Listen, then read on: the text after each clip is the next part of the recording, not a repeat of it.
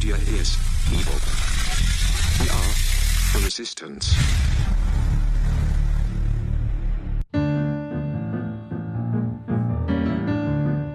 I am officially running, and we are going... He's going down an escalator right now. The notion of arriving at an event on an escalator is kind of absurd. Hey, only losers walk.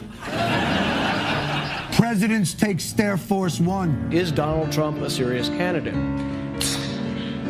The Donald versus Hillary. If that happens, I will come on your show and eat my shoelaces. Donald Trump is not going to be the Republican nominee. He will be tempted to run, be predictably shellacked. Could he actually win? No freaking way! How should Republicans handle Donald Trump?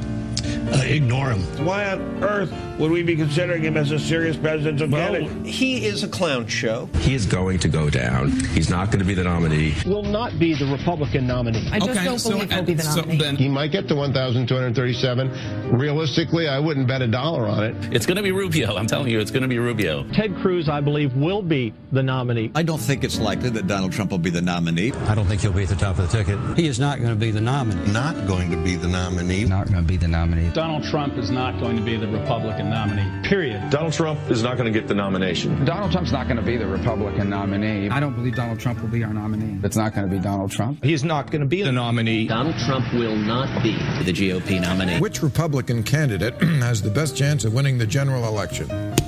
Of the declared ones right now, Donald Trump.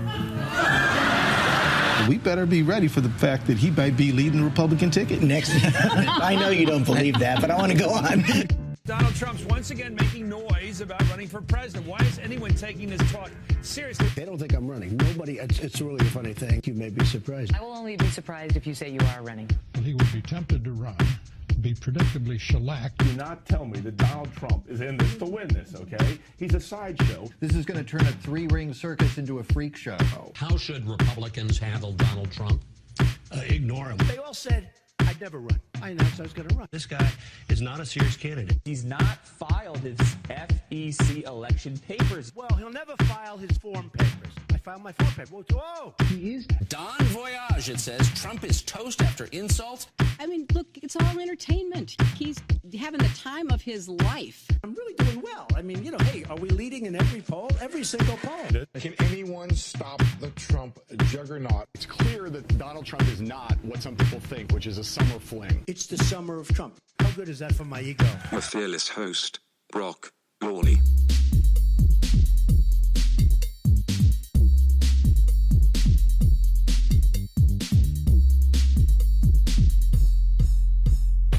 Who's in the White House? Trump. Who's in the White House? That's Trump. Who's in the White House? Trump. Who's in the White House? What?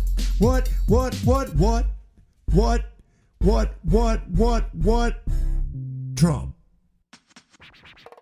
Hello, ladies and gentlemen. This is the Brock Lawley program. My name is Brock Lawley. I am your fearless host. Had a little fun there, but it's what millions and millions and millions and millions and a lot more millions than we thought of Americans are feeling today. Unbelievable relief, unbelievable surprise, knowing for a fact that we witnessed something amazing last night. Ladies and gentlemen, I'm not kidding about that. You have witnessed something remarkable. And I know all this is sitting in, but if it hasn't dawned on you, let me lay it out for you. Trump beat the media last night. Trump beat the punditry class, the papers. Trump beat academia. Trump beat Hollywood. Trump beat the RNC establishment, which is very powerful. Trump beat the DNC Democrat establishment, which is even more powerful. All the bureaucrats, all the lobbyists were against him. The Wall Street money was against him. Despite anything that you're hearing, all the Wall Street money went into the coffers of Hillary Clinton. He beat the international media. It is David and Goliath of our time in a sense that the guy was just completely uphill battle. And of that, there should be no doubt. And what he was able to do is nothing short of remarkable. And we're going to get into that a little bit today, but I mean, it's something to really marvel at. The media meltdown. I mean, the media just mind explosion and state of delusion and just to watch them has just been just a study in psychological derailment. You're awake, by the way. You're not having a terrible, terrible dream. Also, you're not dead and you haven't gone to hell. This is your life now. This is our election now. This is us. This is our country. It's real. Oh, it's real now. And it's been real for a long time, despite the mocking, despite the bullying, despite the flagrant elitism. Oh, it's very real, ladies and gentlemen. It's very real. And it has blanketed, by name of We the People, the cesspool that is Washington, D.C. And the media meltdown is remarkable. And ladies and gentlemen, let's just sail this obvious pitch right down the middle of the plate. Dead wrong about everything. Do I feel vindicated or what? Everything. Liars. To the T. Purposefully lying. Polls lying. Lie. Deception. All orchestrated like an evil cobweb of confusion and muddying the waters and distraction and defamation and lies, known lies. Staring today at the face of reality, which is what real people thought when they went to the ballot box. Let me just really, really break it down into meme form. Double middle fingers pointed straight at Washington, D.C., times millions and millions. They are coming to a sobering realization today that elitism and mockery and snobbery and crustified, calcified power waved around in your face like a pom-pom does not make for election wins.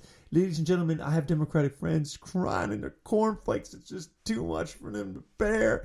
I got YouTube videos being sent to me. These people are threatening suicide. I mean, it's just remarkable, the level of hysteria. Here's my suggestion to the Democratic Party.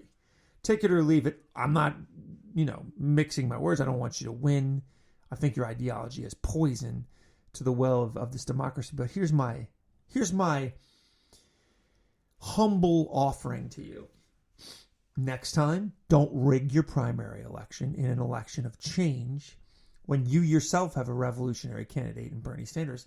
Don't steal your primary election from your base.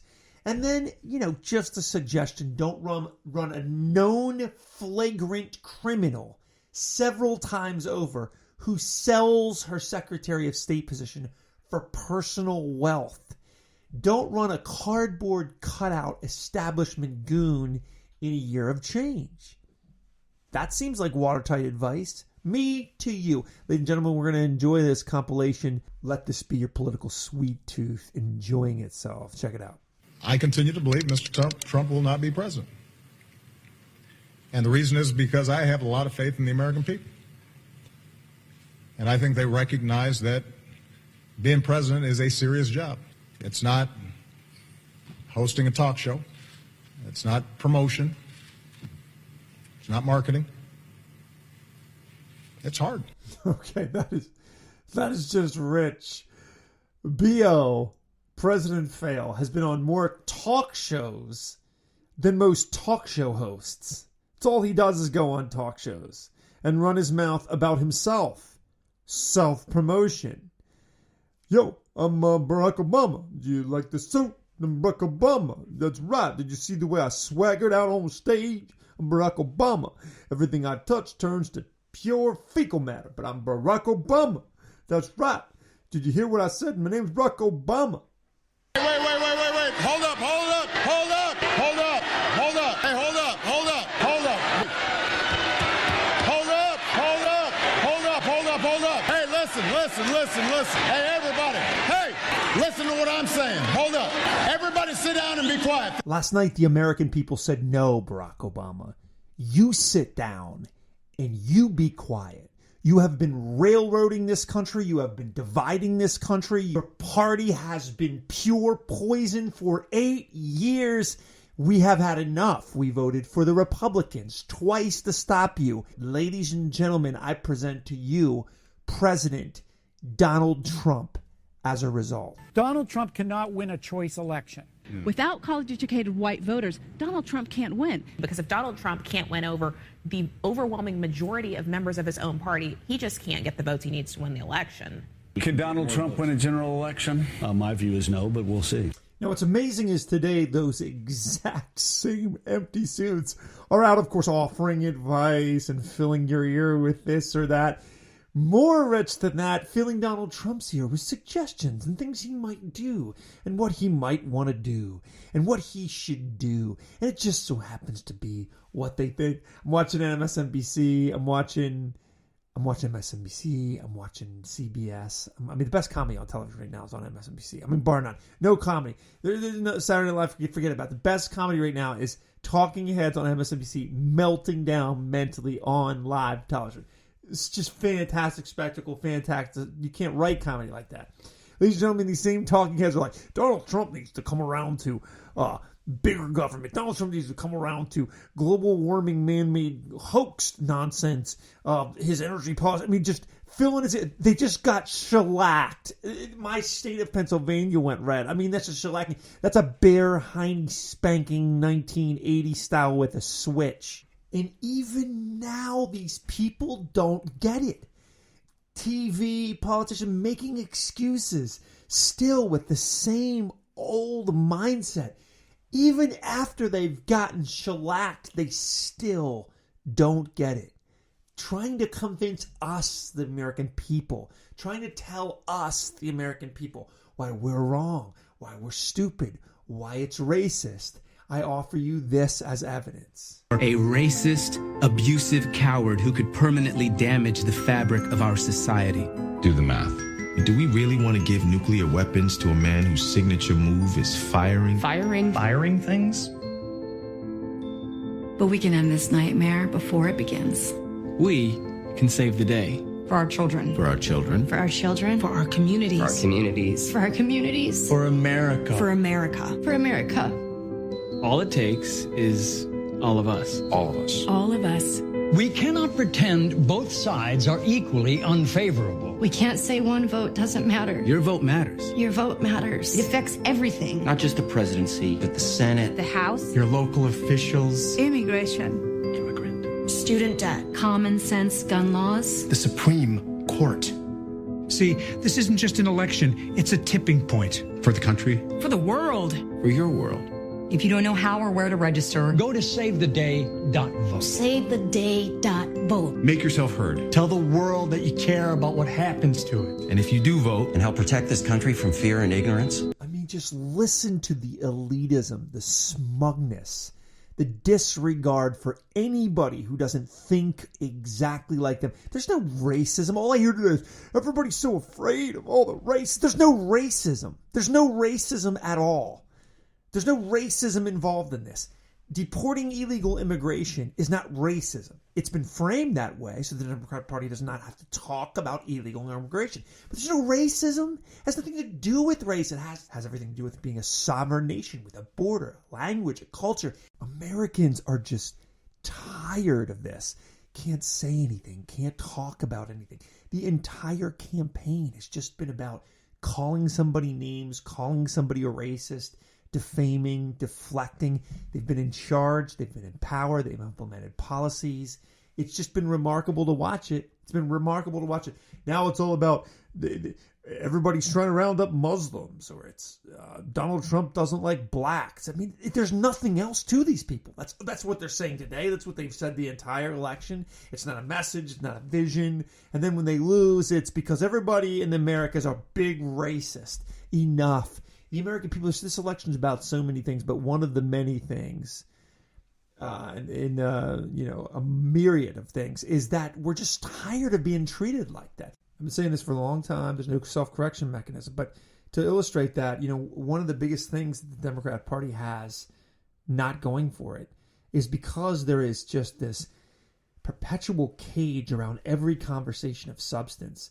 They couldn't even find the pulse or the heartbeat of the American people because they would not allow themselves the conversations. To even bring up an actual issue like immigration means everybody on the Upper East Side just calls you a racist the second you open your mouth. So thus, those things weren't being bandied about. They weren't being talked about. Thus, their candidate, who didn't really run against anybody, and when she did run against somebody, they stole the election from a 75-year-old socialist that was beat her. There was no vetting. Nobody had any conversation. Anytime you brought up anything, socioeconomics, terror, some some grandfather, 5 o'clock shadow going and peeing next to a little girl. This is what concerned the Democratic Party. They never have any introspection. They don't think maybe that doesn't matter to a guy whose factory just got shut down because the economy's an abysmal mess, because Barack Obama's socialism, of course, failed. Those conversations aren't had because they're too busy calling everybody a racist. They're too busy calling everybody a sexist. They're too busy calling everybody an Islamophobe. And who else? That's all they do. They just sit around in a circle, in a powwow circle, and hurl these sort of epithets and these names and these accusations and these sort of slander tags at different people who don't say exactly what they want them to say. You can't have a conversation. You can't flush things out. You can't discuss things. You can't move forward. You can't even have a message. That is the cage locked from within that the Democratic Party locked on itself, and that's why they lost. Media, the special interest, the lobbyists, the donors, they're all against me. I'm self-funding my campaign. I don't owe anybody anything. I only owe it to the American people to do a great job. They are really trying to stop me. Everybody knows it. Everybody sees it. We're going to win. We're going to win it for the people. We're going to win it for our country. We're going to make America great again. Look what this state is doing at the moment compared to 4 years ago, right? You see the blue fill in? It's all Trump. Different story. It's a different story. And the same thing up here in Wisconsin, too. You know, we've been messing with these maps all night. Watch down here 4 years ago, Megan. Right over here. Yep. All the blue counties. And Trump's message has worked in that part of the country. Wisconsin, and there goes her blue wall. That's 10 electoral votes. That brings Trump up to 232, and he has officially pierced the blue wall that she needed to hold on to, which is momentous. Wisconsin was barely in play. Ladies and gentlemen, what this proves, without a shadow of a doubt, is that the Democratic Party and leftism is a paper dragon. And all you needed to do was show up to fight. Conservatism has a message. And in this case, you know, I don't even think we've realized potentially what we might be experiencing in the years to come. It could be a remarkable thing. Ladies and gentlemen, just let your mind sink in on this. Despite the slander and the defamation and all that stuff, here's what we know of Trump. He's actually a very successful businessman. He does not have a political mind. He has a business mind. This nation has been raked over the coal with incompetency and stupidness and nonsense and talks of everything else except for what's important, except for what matters, which is people's jobs, people's livelihoods, people's family, people's health care. We've had Obamacare shoved down our throat, and the American people gave the Republicans Congress. Many of you guys might not even remember this.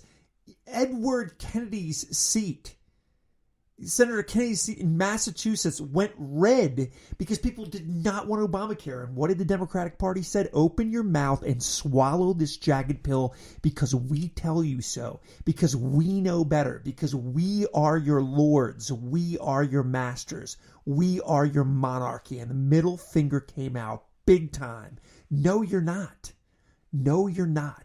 We can't stand the media. We can't stand the punditry class. We can't stand the politicians. We can't stand the corporate collusion, the cronyism, the blatant, flagrant, obvious corruption. And you think we're all stupid and you make fun of us. That's what's going on.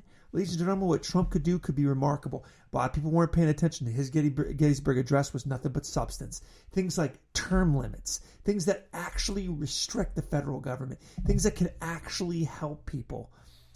This could be revolutionary, and the best thing this guy could do is clean house. He's known for firing. He should get out his finger and start firing like crazy. I would love him to go into some of these bureaucracy beehives and just say, you're fired, you're fired, you're fired, you're fired, you're fired, as far as the eye can see, and bring in people that produce something in their life, have made something in their life, have created something substantive in their life. It changes the way you think. It changes the way you operate. Somebody who had a private sector job, who had an actual budget that wasn't flexible and federalized, that you can just ebb and flow and change and spend and make it rain, but had to make something actually happen, produce a product, a gizmo, a service. None of these bureaucrats know how to do that, and they don't care about doing that. Imagine if he brings in talent from the private sector.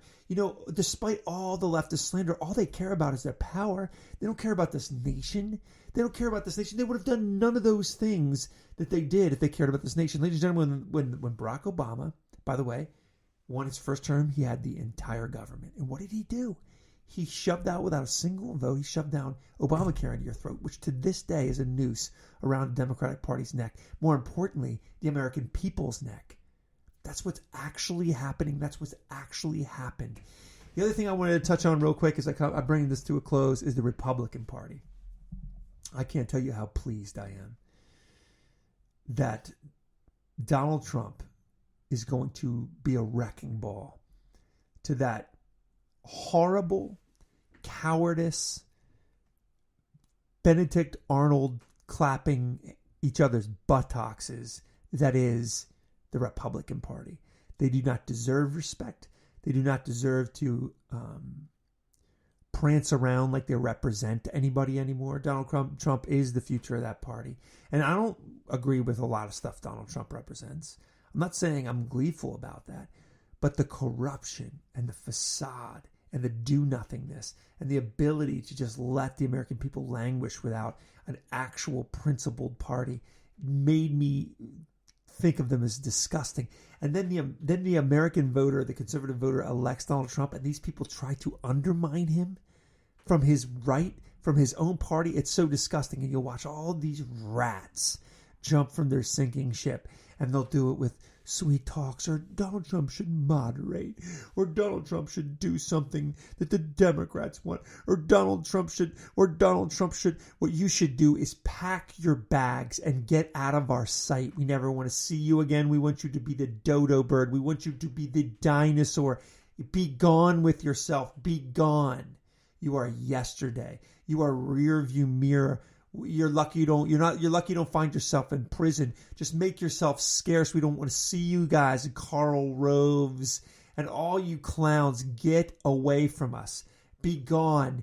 Your little like smoke-filled room where you guys all like carve up your little breadcrumbs that fell from the Democrats' table. Meanwhile, the rest of us out here are grinding it out, Joe's six-pack, because you don't have enough stones to stand up to this stuff.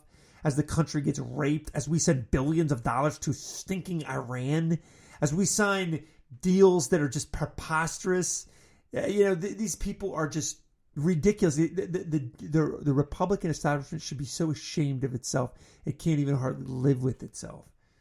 And they're just quaking and trembling. Don't think the fight stops. I mean, these people know nothing but power lust. But it is remarkable to see this. You have witnessed something truly remarkable, ladies and gentlemen.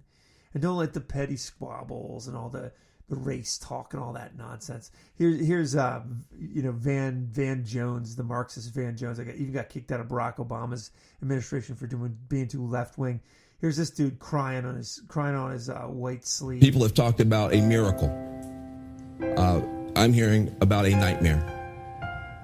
It's hard to be a parent tonight for a lot of us. You tell your kids, don't be a bully. You tell your kids, don't be a bigot. You tell your kids, do your homework and be prepared. And then you have this outcome, and you have people putting children to bed tonight, and they're afraid of breakfast. They're afraid of, how do I explain this to my children? I have Muslim friends who are texting me tonight saying, should I leave the country? I have families of immigrants that are terrified tonight. This was many things. This was a rebellion against the elites. True, it was a complete reinvention of politics and polls. It's true.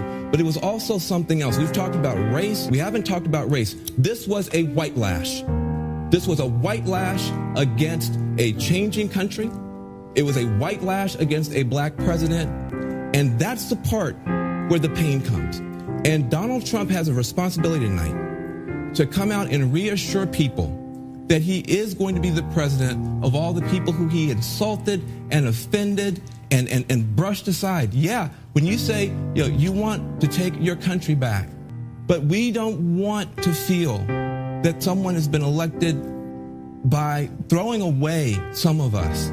So this is a deeply painful moment.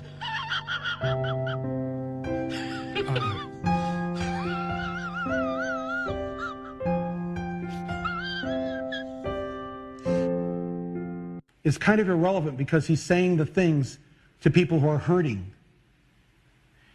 And it's why every beaten down, nameless, forgotten working stiff who used to be part of what was called the middle class loves Trump. He is the human Molotov cocktail that they've been waiting for. The human hand grenade that they can legally throw into the system that stole their lives from them. And on November 8th, Election Day, although they lost their jobs, although they've been foreclosed on by the bank, next came the divorce, and now the wife and kids are gone, the car's been repoed, they haven't had a real vacation in years. They've essentially lost everything they had. The one thing that doesn't cost them a cent and is guaranteed to them by the American Constitution, the right to vote. Trump's election is going to be the biggest you ever recorded in human history. And it will feel good.